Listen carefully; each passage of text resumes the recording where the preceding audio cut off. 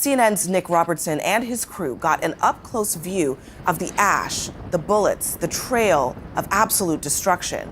The rare inside look at how the IDF is fighting comes at a consequential moment in this war, as the American president says that the Strip's main hospital must be protected. Now, Israel says the very same facility houses a Hamas command complex below it. And CNN reported the story that you're about to see under Israeli Defense Force escort at all times, but CNN did not submit its script or its footage to the IDF. And CNN retained editorial control over the final report that you'll see now. Driving into Gaza with the Israeli forces. It's a war zone. The conditions of our access only show officers, no faces of soldiers, and don't show sensitive equipment. We are passing mile after mile of destruction. Buildings blown, collapsed, nothing untouched by the fury of Israel's hunt for Hamas. Streets here crushed back to sand. Shops, everything that we see, no sign of any civilians here, and the soldiers have been telling us that even inside the stores they've been fighting things like rocket-propelled grenades ready to use against them as they were advancing through this area. A few miles in, we pull up at a command post. Soldiers living in blown apartment buildings. Every building I'm looking at here, wherever you turn, is destroyed, it's shot up. Hard to imagine how civilians endured the bombardment here. Our next journey, much deeper into Gaza. We arrive 100 meters from a battle with Hamas.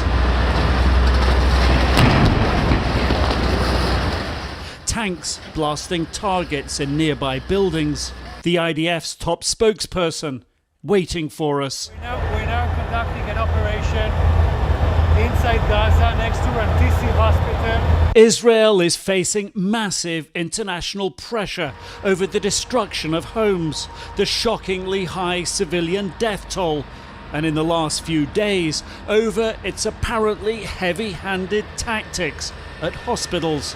We are searching the tunnel with the bulldozers to reveal the tunnels that we suspect that are underneath the hospital. Gary has brought us here to show the connection he says exists between Hamas and the Rantisi Children's Hospital.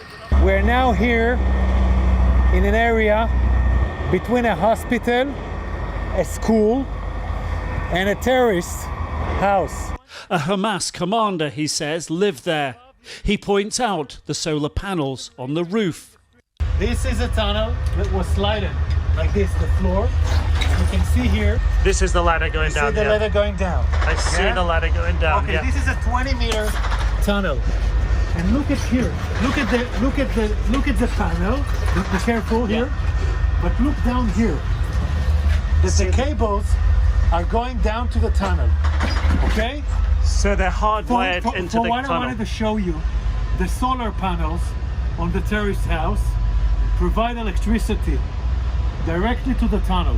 We've entered a robot inside the tunnel, and the robot saw a massive door, a door that is on the direction of the hospital. We're in what is an active fire zone here. You can hear the small arms fire. The IDF say they're still clearing this area out. We're getting down here, just taking a bit of cover because they said we're still taking fire. But over here, we were able to smell what smelled like rotting flesh, bodies perhaps buried underneath the rubble. No, don't go up high. Don't expose yourself. As we move off to the hospital, 100 meters away, we're still taking fire. We're still conducting an operation conducted by our special unit. The Israeli Navy SEALs are researching the hospital. Hagari later tells us he took a big risk bringing us into such a combat zone. It is clear he wants this story told. We're searching here to see the connection of the tunnel to the hospital, okay? Don't fall here. So this is where the connection... We are looking for the connection. As we finally reach the hospital, it is already getting dark. A huge hole has been blasted through the walls into the basement. Why is the hospital so damaged? We'll talk. Why is the hospital so damaged like this? I'll explain. It's an important question. Yeah, it is. We came to this hospital 5 days ago. There were still patients inside the hospital. We did not enter into the hospital. He claims since then, all patients were evacuated by hospital staff. We assist this evacuation, of course, to make it a safe pass for all the patients in the hospital. We do not know that the hospital is entirely clean. We do not know. We only entered to this area which was suspected because we're being fired. Gari leads us through a warren of basement corridors to this room. This was the armory, okay? This was the Hamas armory. Yeah. He shows us a few rusting guns and some explosives. These guns alone have potentially huge implications for Gaza's hospitals and Israel's apparent push to take control of them. The International Committee for the Red Cross say that hospitals are given special protection under international humanitarian law in a time of war. But if militants store weapons there or use them as a base of fire, then that protection falls away. In other rooms, he shows us a motorbike with a bullet hole in it that he suspects was used by Hamas attackers October 7th.